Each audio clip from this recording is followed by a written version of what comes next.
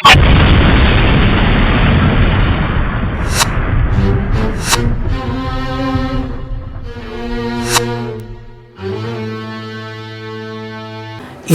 masjidnya betul-betul berada situsnya di sini, Pak Ustadz.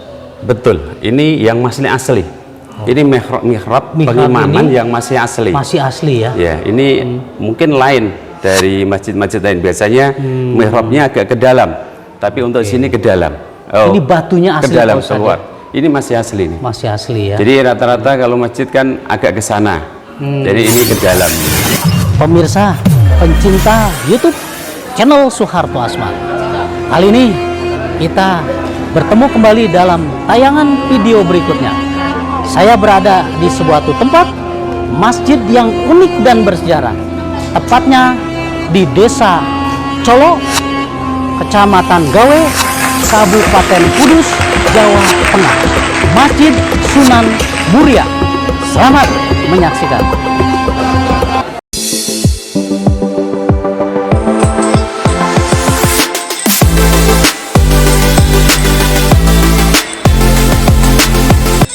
Saya sekarang berada di arah pintu masuk masjid dan makam Sunan Muria, tepatnya di pintu gerbang kawasan wisata religi Masjid dan Makam Sunan Muria Kudus di Desa Colo, Kecamatan Gawe, Kabupaten Kudus, Jawa Tengah. Pemirsa, banyak para pengunjung yang hadir untuk berziarah dari pelosok wilayah Nusantara. Jalan menuju masjid dan makam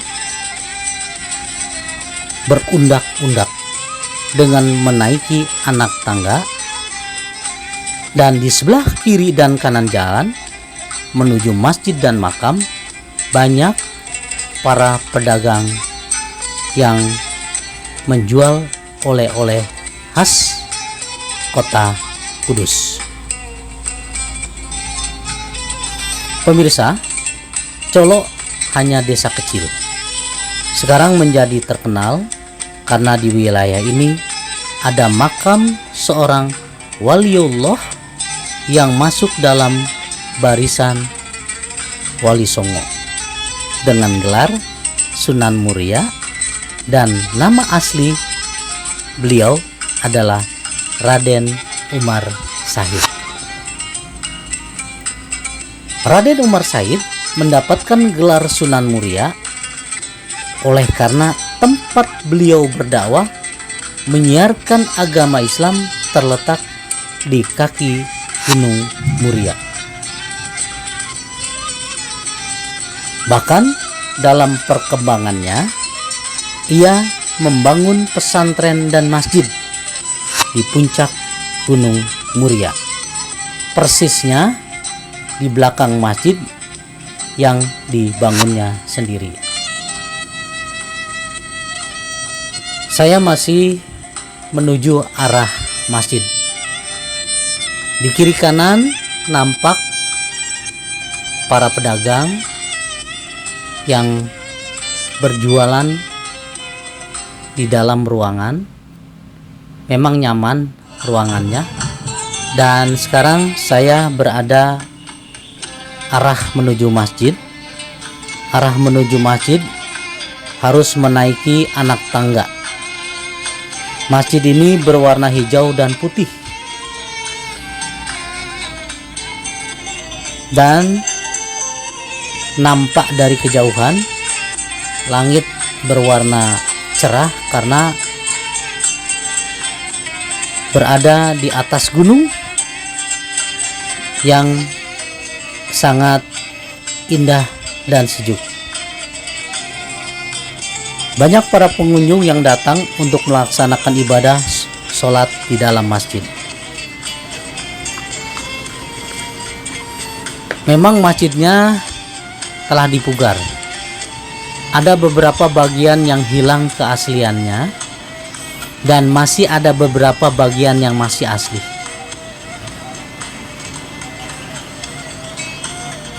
Pemirsa, pengunjung yang datang silih berganti di dalam masjid ini. Ketinggian Gunung Sunan Muria kurang lebih 1.600 meter lebih. Kita harus berjalan kaki lewat jalan setapak yang mendaki sejauh 1.600 meter. Pemirsa, ini adalah ruangan depan masjid yang merupakan bangunan pengembangan dari Masjid Sunan Muria dengan lantai marmer berwarna terang serta dinding kombinasi berwarna terang dan gelap. Ruangannya cukup luas dan nampak dari kejauhan adalah ruangan yang dipakai untuk ruangan wanita dan melakukan sholat di ruangan itu. Bagian atas berwarna terang, yaitu berwarna putih. Daun pintu yang menuju masjid ke ruang utama terbuat dari kayu jati dengan corak transparan yang dapat terlihat ke ruang utama masjid. Mari kita masuk ke dalam ruangan utama Masjid Sunan Muria. Nah, ini adalah ruangan dalam masjid utama. Dinding semuanya berlapiskan kayu jati dengan 4 tiang sebagai penyangga masjid utama. Dalam masjid ini nampak sangat rapi dan indah, serta bagian atap masjid ini pun berlapiskan kayu jati. Dalam masjid ini ada mihrab yang berwarna putih dan merupakan bangunan asli dari Sunan Muria. Pemirsa, Sunan Muria merupakan putra dari Sunan Kalijaga melalui pernikahannya bersama Dewi Saroh yang merupakan putri dari Syekh Maulana Ishak, seorang ulama terkenal di Samudra Pasai, Aceh. Dengan demikian, maka Sunan Muria masih merupakan keponakan dari Sunan Giri. Saat masih kecil, Sunan Muria memiliki nama Raden Prawoto. Selain itu, beliau juga sering dipanggil dengan Raden Umar Sahid. Pemirsa, sekarang saya menuju makam Sunan Muria. Arah menuju makam Sunan Muria ini pun berkelok-kelok. Makamnya berada dalam ruangan gedung satu kompleks dengan Masjid Sunan Muria. Kondisi jalan menuju makam bersih dan tertata dengan baik. Dinding kiri kanan berwarna putih.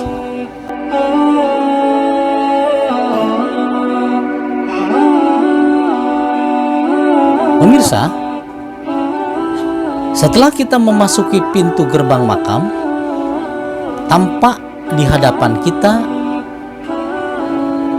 ada pelataran yang dipenuhi 17 batu nisan. Menurut juru kunci makam, itu adalah makamnya para prajurit dan para punggawa keraton pada saat masa Sunan Muria. Pak Ustadz Muhammad Afandi, beliau adalah pengurus Masjid Makam Sunan Muria. Makam Sunan Muria. Assalamualaikum Pak Ustadz. Waalaikumsalam warahmatullahi wabarakatuh. Keterkaitan dengan keberadaan masjid Pak Ustadz, kami ingin mengetahui tentang bagaimana sejarah masjid ini Pak Ustadz. Silakan Pak Ustadz. Alhamdulillah, sore hari ini telah hadir di masjid salah seorang wali, wali 9, yaitu Masjid Sunan Muria. Sunan Muria. Ini letaknya di puncak Gunung Muria. Di puncak ya, Pak. Ya. Ini masjidnya betul-betul berada situsnya di sini, Pak Ustadz. Betul, ini yang masih asli. Ini mihrab pengimaman yang masih asli. Masih asli ya? Ya, ini mungkin lain dari masjid-masjid lain. Biasanya mihrabnya agak ke dalam, tapi untuk sini ke dalam. Oh, ini batunya asli, ke dalam, Pak Ustadz, keluar. Ini masih asli. Masih asli ya? Jadi rata-rata kalau masjid kan agak ke sana. Jadi ini ke dalam ini. Agak ke dalam ya? Ini sudah diganti tulisannya, diperjelas. Diperjelas ya? Sudah lama. Jadi memang karena masa pemirsa, tulisan awal itu diperjelas sehingga seperti ini Pak Ustadz ya? Iya, bentuknya masih asli. Tapi bentuknya asli ya? Yang aslinya masih nanti setelah keluar dari makam ada batu-batu itu. Ada batu yang asli ya? Umpak atau penyangga tiang yang masih asli. Ya. Jadi tepatnya ini sebenarnya letaknya memang di sini. Memang di sini ya? Ya. Mungkin sejarah dari masjid ini awalnya Kanjeng Sunan menempatkan posisi di atas gunung Pak Ustadz ya? Iya, iya. Mungkin sejarah membuktikan bahwa ketenangan di Masjid Muria ini, salah satunya di Gunung Muria ini ditempatkanlah keberadaan untuk bermunajat pada Allah Subhanahu Wa Taala oleh Kanjeng Sunan di sini Pak Ustadz ya. Betul. Nah, apa yang disampaikan oleh Pak Ustadz tadi, salah satunya adalah mihrab. Sebenarnya Kanjeng Sunan Muria itu siapa itu Pak Ustadz? Ini yang kami tahu dari kepengurusan sini kemarin telah mengadakan penelitian bersama UIN. Sama UIN ya? UIN Wali 9 tentang sejarah. Sebenarnya Kanjeng Sunan itu asli orang mana itu Pak Ustadz? Ya ini, kalau sampai ke atas nanti ketemunya sampai ini di Mbah Asmorokondi. Terkait dengan Sunan yang lain? Masih ada kaitan dengan wali-wali yang ada di tanah Jawa ini. Masih ada keterkaitan ada. Ya, termasuk mungkin Sunan Kalijaga. Ya, mungkin masih juga Sunan Kudus. Masih ada ya? keterkaitan, mungkin keterkaitan dalam dakwah, dalam kekerabatan, mungkin kalau dicarikan mungkin bisa ketemu. Bisa juga keterkaitan satu dengan yang lain ya. Memang boleh dikatakan setiap Kanjeng Sunan yang berada menyebarkan agama Islam itu selalu membawa hal-hal yang terbaik. Nah Pak Ustadz, masjid ini sebenarnya kegiatannya apa saja nih Pak Ustadz? Ya. Setelah ditempatkan sebagai penyebaran agama Islam yang ada di Pulau Jawa ini Pak Ustadz. Untuk masjid di sini, Masjid Sunan Muria sendiri kegiatannya sama dengan masjid-masjid yang lain. Pertama untuk jamaah maktubah, sholat 5 waktu. Kedua kalinya sholat Jumat. Terus hari besar, hari raya. Hari raya juga ada Idul banyak Fitri, banyak dari bawah ke sini. Terus kegiatan-kegiatan pengajian seperti waktu haul itu penuh ini dari pengajian. Dan untuk dakwah bantuan beras setiap bulan ke warga desa sini yang kurang mampu. Ini sampai sekarang rata-rata tiap bulan 50 warga terjanda. Terus ini bantuan ke masjid, musola sekitar ini listriknya dibayarkan semua dari masjid sini. Kembali ke pembicaraan Kanjeng Sunan. Seperti kita ketahui bahwa sunan-sunan yang lainnya juga mempunyai satu keistimewaan ya, Pak Ustadz ya. Seperti Kanjeng Sunan Kalijaga, dia bisa berjalan di atas air, kemudian bisa merubah daun menjadi uang dan lain-lain ya, keterkaitan. Kalau Kanjeng Sunan Muria ini keistimewaan? Untuk Kanjeng Sunan Muria yang kami tahu, beliau itu pribadi yang sangat sederhana.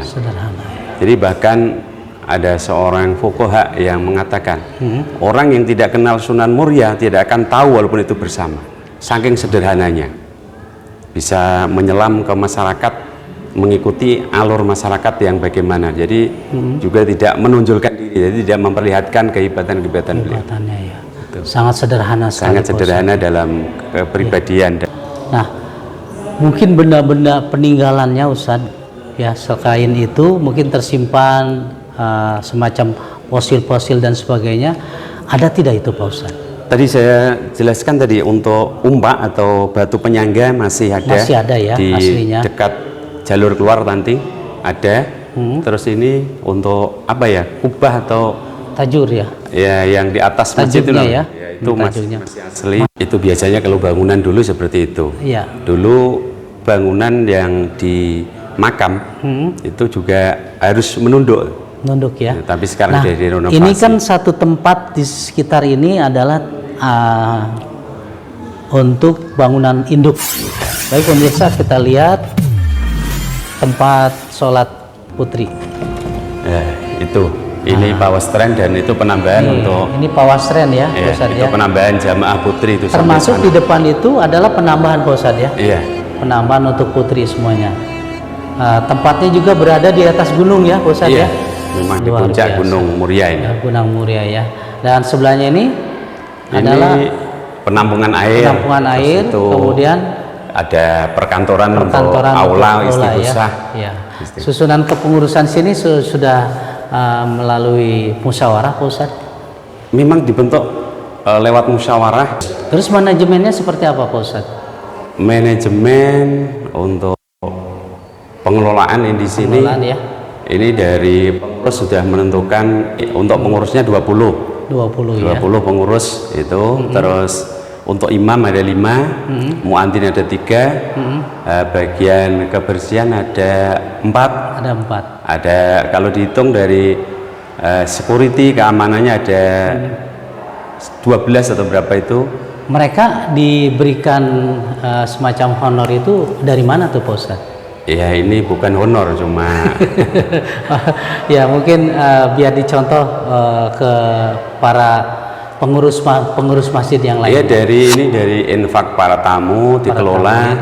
Terus memang untuk pembangunan dan untuk bukan menggaji tapi untuk apa ya, bisyarah mereka yang melaksanakan tugas itu. Uang kehormatan. Ya, ciri khas masjid-masjid ahlu sunnah itu. Yang di mana tuh Pak Ustadz? Oh, ada beduk di sana ya? Ya, ini ada beduk. Ya. Ini beduknya di sini. Oke. Nah, pemirsa kita lihat beduk. Nah, kalau beduk ini sendiri, ini asli peninggalan zaman dulu, Pak Ustadz?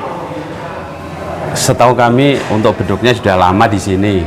Tapi ceritanya untuk ini. Kami masih bersama dengan Pak Ustadz. Mudah-mudahan menjadi suatu bagian penting tentang keberadaan masjid. Bagaimana Pak Ustadz kalau kita lihat selasar di bawah ya? Iya. Ayo pemirsa kita lihat ke bawah. Ada hall ini untuk jamuan untuk selamatan. Dan juga bisa dimanfaatkan untuk sholat ya? Iya, sholat. Artinya para jamaah kalau banyak juga bisa dipakai di sini ya. Terus sampingnya ini kemudian jalur. Kayu-kayu tiang ini bagaimana nih Pak Ustadz? Ini ukirannya sangat bagus sekali ini. Ini sejak kapan ini? Ini dari pengelola yang sebelum yayasan ini mengadakan sebuah bangunan ini. Jadi dan ini memang dibuat baru ya, tambahan baru ya. Jadi ada ruangan untuk rumah ukir ya Pak Ustadz ya. Dan di arah yang menuju makam Pak Ustadz ya. Itu masuk ke makam. Kita bisa lihat arah makam. Nah ini. Kalau kita mau menuju ke makam Sunan, kita akan ke bawah sana ya Pak Ustadz. Iya, betul. Jadi arahnya terus masuk ke sana, ke ruangan, ke makam. Baik Pak Ustadz, banyak hal, mungkin ada sesuatu yang disampaikan Pak Ustadz yang kiranya untuk yang lain-lainnya yang belum disampaikan. Makmurkan masjid, itu kita makmurkan masjid, kita lestarikan dan kita jaga sebaik mungkin. Ya. Alhamdulillah. Pemirsa pencinta YouTube channel Soeharto Asmar, banyak hal yang sudah disampaikan oleh pengurus Masjid Sunan Muria. Alhamdulillah, banyak titik-titik tempat ibadah di dalam masjid ini, banyak peninggalan dari Kanjeng Sunan. Salah satu hal yang perlu kita syukuri bahwa Kanjeng Sunan berada di kompleks masjid ini bersama dengan kita, dan beliau alhamdulillah makamnya juga berada di sini, menandakan bahwa salah satu wali Allah menyebar agama Islam betul-betul ada. Dari 9 wali, salah satunya adalah Kanjeng Sunan Muria.